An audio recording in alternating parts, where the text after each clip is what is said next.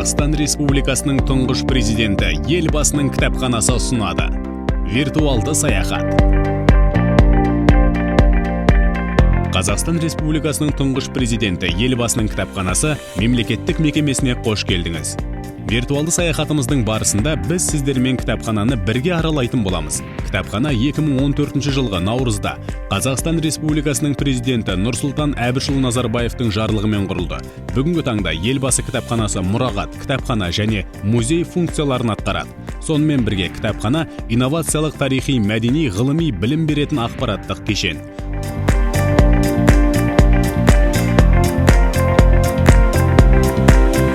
9 қабатты ғимараттың көлемі 30 000 шаршы метрден асады. Алыстан көз тартатын ғимарат аспанға қараған көз жанары тәрізді. Бұл экологиялық сәулеттің жарқын үлгісі. Жабындының шыны қабаты күннен табиғи жылуды жинауға мүмкіндік береді. Ғимараттың төбесі қараңғылық құшағына енген кезде шамдармен әртүрлі түске боялады. Жоба авторы белгілі британдық сәулетші Норман Фостер.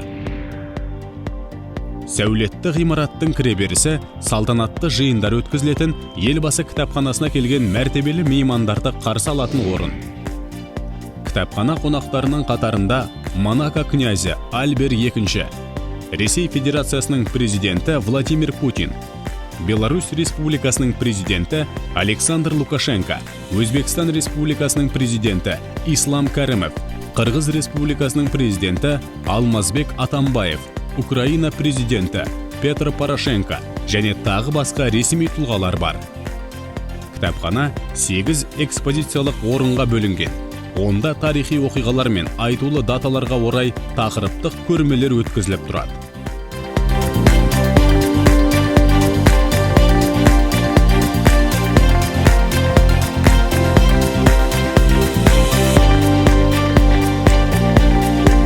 Сондай-ақ кітапхана қорында сирек, коллекциялық және ертеде жарық көрген баспа өнімдері бар.